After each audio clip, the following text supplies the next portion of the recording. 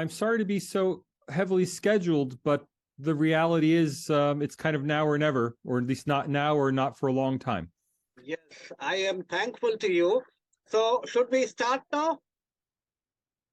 Yes, just one second. I'm getting an okay. I just had an error message. It's cleared now. Yes, all yours. Okay, thank you. Welcome, Professor, on my show, the Global TV.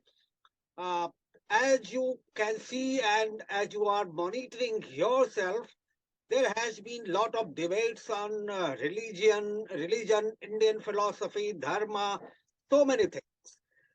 What's what's your perception, if I may ask, about Indian philosophy and whatever is happening in India? In short, the as it is called Islamophobia or whatsoever you can say. I'm certainly no expert on Indian philosophy or religion. I'm a sociologist, so I've mainly been studying how India is being perceived in the rest of the world. And one thing that's troubled me along those lines is a rise in what I see as anti-Hinduism. So while I personally take no position on any religion, in fact, although I come from a Christian background, I'm personally atheist, I've seen a lot of anti-Hindu activism in the Western world that is on the model of anti-Semitic activism or anti-Semitic prejudice that we've seen really throughout the centuries in Western countries.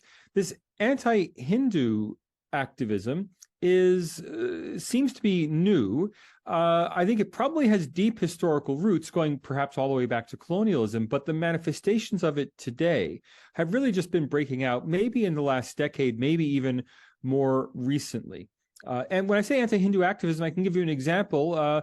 For example, in Melbourne, in Australia, just this month, we have seen graffiti defacing Hindu temples in Melbourne.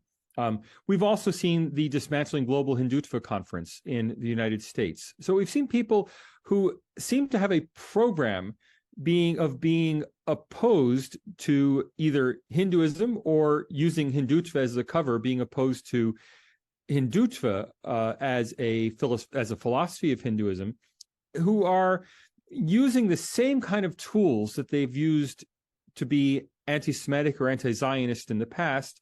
They're now being instead anti-Hindu or anti-Hindutva. Often it's the same organizations that are behind both of these movements. So I see a big parallel here. I think it's very worrying for Hindus, and it's something that Hindus really should be thinking about organizing to fight this new anti-Hinduism that's infecting the West. Okay, fair enough. I know you have a very busy schedule. You are very much sought after speaker in India. You have been invited in India multiple times by various media organizations. And I just want to recall your interview with a so-called web channel which is called News Laundry. What was the actual issues with them?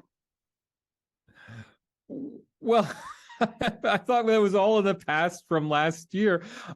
News Laundry was a bizarre interview. I'm accustomed in interviews to having challenging questions, to having interviewers want to have a serious debate with me sometimes. Of course, other times I get sympathetic interviews. That's par for the course.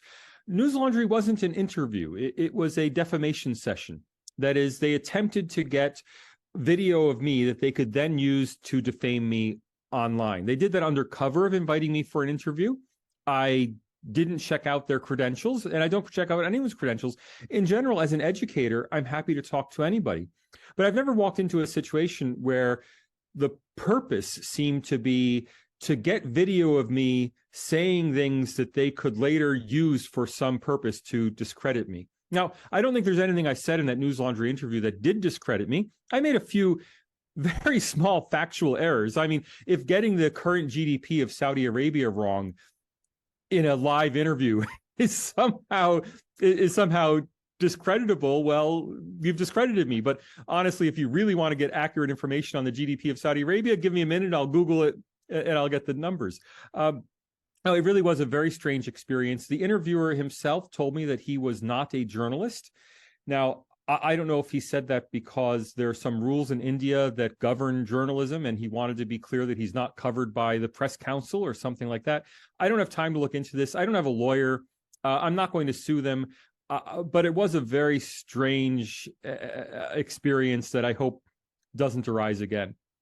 Okay, okay, got it. Now I'm coming to one point. Here in India, there has been a lot of debate about the BBC documentary. Oh, yes, yes, yes. And second part of this question is that there has been, I don't know if you have heard about Ramcharitmanas, written by Goswami Tulsidas. No, I'm sorry. Okay, okay. It's a Hindu's holy granth written in a very local language called Awadhi, and it's Mhm, Lord Ram and his life and how he. It's a very, worshipped book in India and among Hindus. mhm. There has been okay. You have not heard about that book, so I will not ask any question. Now coming to there has been a lot of debate about BBC documentary. Right, of course. In the entire issue and the timing on which this documentary is broadcast. Right. Sorry, what the question is? Question is, what's your views on BBC documentary, which is Oh, called? my views on. So first, I think Indians have mistaken the timing as being an attack on Narendra Modi during an election season. It's not an election season in India. I mean, you can say that it's always an election season in India, but if this were particularly targeted at Narendra Modi, it would have been released in 2019 or it would have come out in 2024. Instead, I think the timing is really indicative of a campaign against Rishi Sunak, the prime minister, the Hindu prime minister of the United Kingdom. If you think about it for a minute, the secret High Commission report on which the documentary is based has been sitting in the archives in London for 20 years. It contains no new information, apparently. I mean, we haven't read the secret report itself, but as portrayed in the documentary, it contains no new information. All it contains is the opinion of confidential informants who gave hearsay evidence or an analysis to the British High Commission. Now, that's not really newsworthy. There's no actual information there. Now, I know BBC put around it interviews with victims of the Gujarat violence, and so it may have made it sound more dramatic. But the fact is, if you look behind all of the shuffling of shells, there's no new information in the documentary. But you have to ask, why was that secret Foreign Office document leaked by the Foreign Office? Remember, it wasn't released, it was leaked after 20 years. And why was the person who challenged the British government over it a Pakistani origin Muslim member of parliament representing, I believe it was Leicester? Well, clearly this has to do with UK domestic politics, not with trying to affect international relations with India. That is, I think there are probably people, there's probably someone, there probably aren't a large number, but there's probably someone in the British Foreign Office who is upset that the UK has a Hindu prime minister and wanted to embarrass that Hindu prime minister. And since Rishi Sunak is seen as being sympathetic to Narendra Modi or having some affinity with Narendra Modi, by trying to, by releasing this document or by leaking this document, it seems to me this was an effort to discredit Rishi Sunak. Now, remember, that's not why the documentary was made. I'm saying that's why the document was probably leaked. Now, what the BBC did with the leaked document, well, that's what news organizations will do. So the fact that the documentary itself focuses on Narendra Modi, I think it doesn't really explain the fundamental question: why was the document leaked in the first place? And it seems very unlikely that the document was only leaked after 20 years because somebody was anti-Modi.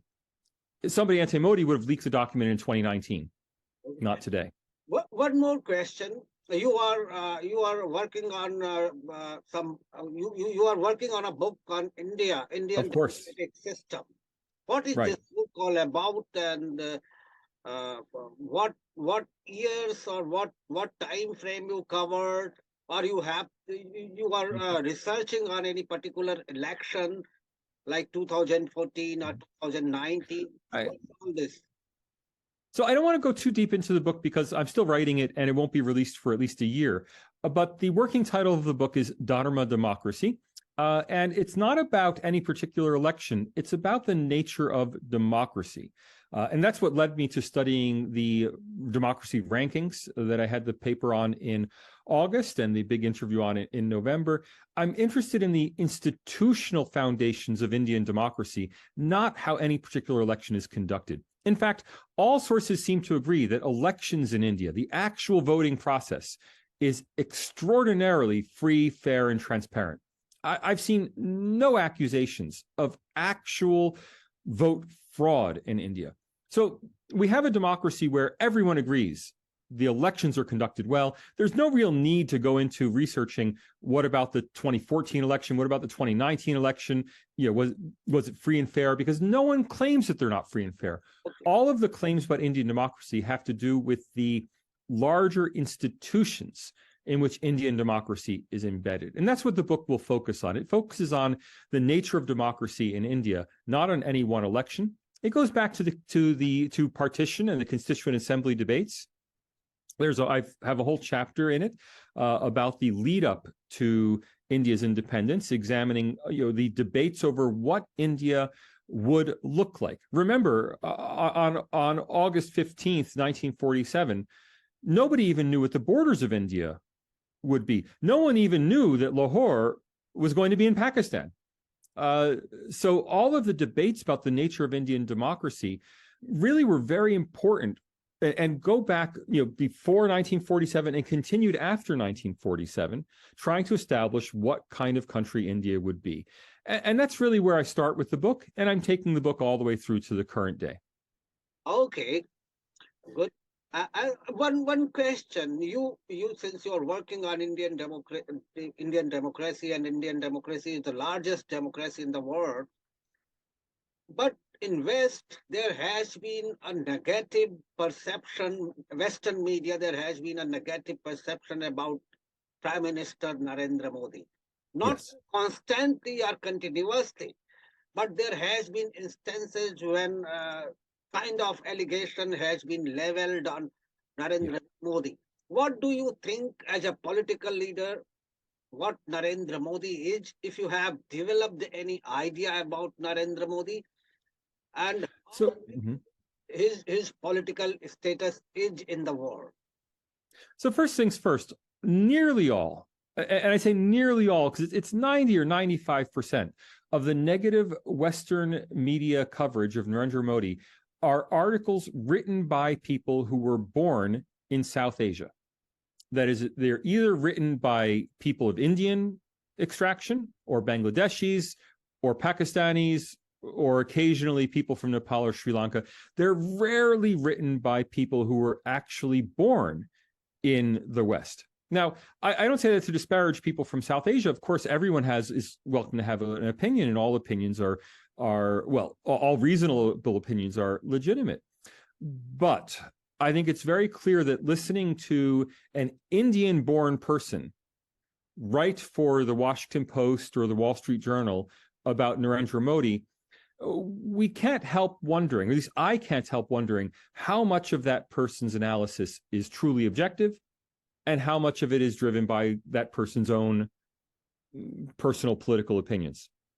I don't mean to say that we can never write. I mean, plenty of Americans write about America, but to be clear, if you're an American writing about America, everyone assumes you have a political motive, right? No one says, oh, you must be purely objective. You're in the Washington Post, you're in the Wall Street Journal. And the problem we have is that other Americans, other Westerners, view these articles as objective because they're appearing in the Wall Street Journal, the Washington Post, and New York Times, when in fact these articles are generally highly political interventions in India's politics made by Indians or Pakistanis or Bangladeshis. So we can't really take the quote unquote Western media narrative on India is not a Western media narrative at all. It's an Indian media narrative on India being written by people of Indian origin. That's okay. Now my own view of Narendra Modi, having studied Indian democracy very closely for the last 3 or 4 years, is that Mr. Modi is an incredibly successful politician. And I think what distinguishes the BJP from other major political parties in India is its high level of professionalism. It is a very modern political party. So if you think of political parties that are centered around a family, that may be very typical for the traditional politics of the third world. Pakistan has family parties, Sri Lanka has family parties, Bangladesh has family parties. Having a party that's purely based on a modern bureaucracy, the RSS being instrumental in the foundation of the BJP by lending it organizers, and then the BJP itself becoming organized by professional party organizers, not around a family, not around a business conglomerate, not around a caste, but being organized around a professional organization is what sets the BJP apart. So when other people look at the BJP and say, "Oh, they're winning because they're Hindu," I said, "Well, almost every major political party in India is Hindu, right? There's no, they're winning because they're nationalist. No, every major political party in India is nationalist. They're winning because they are much more professionally organized than their opponents." So Narendra Modi is simply leading a highly professional political organization. Now, people say there's a personality cult around Narendra Modi. Certainly, there is a celebration of Mr. Modi's persona. I mean, personality cult is a disparaging term, but clearly he is the standard bearer for the BJP, and people specifically have endorsed Mr. Modi who don't necessarily endorse the BJP. Whether that's good or bad for Indian politics is a matter of debate. Branding is always important for any political party. I guess the question is, at what point is it branding, which is necessary and appropriate, versus a cult, which would be inappropriate and potentially creates the opportunity for abuse? I don't know where that line is. I have no reason to believe that the BJP has crossed over that line. My own instinct is that the BJP, being a very well institutionalized organization, would prevent Narendra Modi's fame from transforming from a brand BJP as Mr. Modi, to a cult where Mr. Modi is completely in charge of the BJP. My instinct is that the very high level of bureaucratization and professionalization of the BJP would prevent that ever happening. I also suspect, I've never met Mr. Modi, take this with a grain of salt.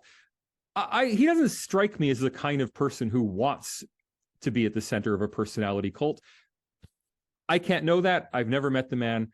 It just doesn't seem to be consistent with what I've seen of his public persona. You said two things: the democratic setup of BJP, and secondly, you said the nationalist feeling is within each and every party in India.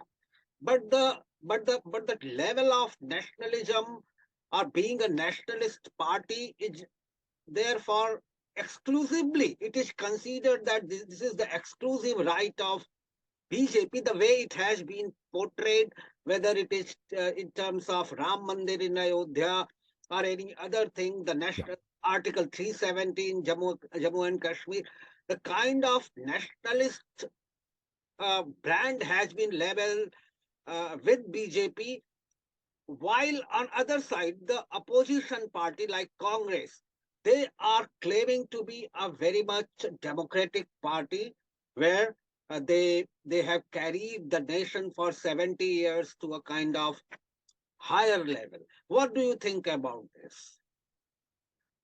First of all, it's true that nationalism is the brand of the BJP in the way that perhaps secularism is the brand of the Congress. They're both nationalist parties, but the BJP is made at the center of its branding, whereas Congress, well, if you go to their website, you'll see it's very nationalist language on its manifesto. They have not foregrounded their nationalism. They've kept it in the background. So other political parties are, I think, very nationalist. They're just not foregrounding it in the way that the BJP does. That said, I have no personal view on Indian politics. So, I have nothing against the Congress Party. I think the Congress Party's claims to its 70-year, well, actually more than 70, more than 100-year heritage now as a movement, the Indian National Congress, is not very credible. That is, in the early years of the Indian Republic, the Congress Party, Congress took over a national liberation movement that is a comprehensive national liberation movement in which everyone was welcome, and turned it into a family political party. So the Congress we see today is not the Congress of the independence movement. It's, let's be frank, everyone seems to know this. It is the family vehicle of the Nehru-Gandhi dynasty. Now you're smiling as if, somehow hearing a Westerner says that makes it somehow more credible. Look, everyone knows that. Right. Everyone. And if I've learned that, I've only learned it by reading Indian media, by listening to Indian podcasts. Everyone knows that. It's not like I'm educating the world by telling them that the Congress Party has a high command in Indira Gandhi, and that Rahul Gandhi is the favored son of the Congress Party. But it's something that people may not realize is that today's Congress Party, although it is the lineal descendant in many ways, it has the hand, right? It's a lineal descendant of the Indian National Congress. It is not the same as the National Liberation Movement.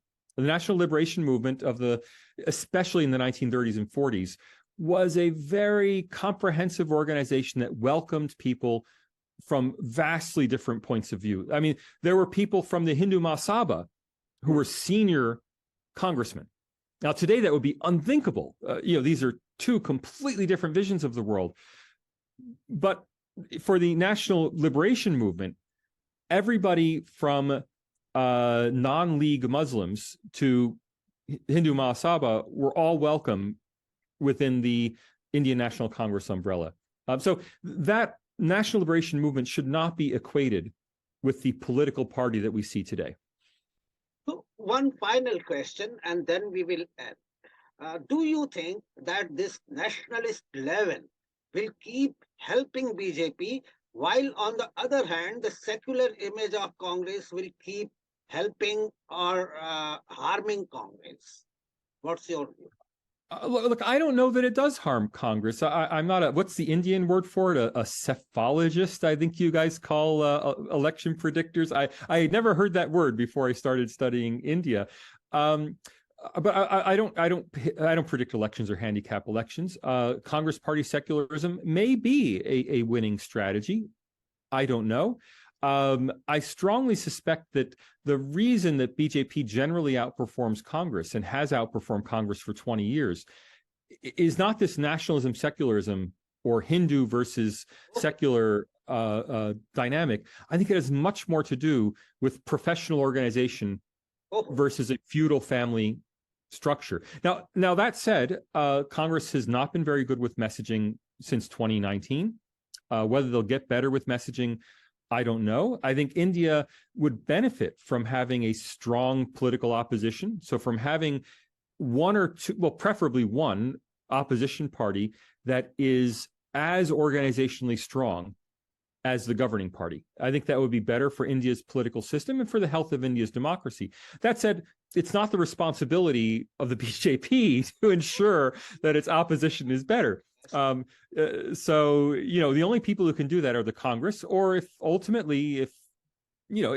time the Aam Aadmi Party continues to cannibalize Congress votes, maybe the Aam Aadmi Party emerges as a truly professionalized alternative to the BJP. Now, clearly that won't happen in time for the 2024 election. Would that happen by 2029? All bets are off. We really can't tell what will happen that far out. Okay, Professor Salvatore. With this, I will end this interview, and I thank you that you, slashed some time out for this interview. Thank you very much. My pleasure. Thank you.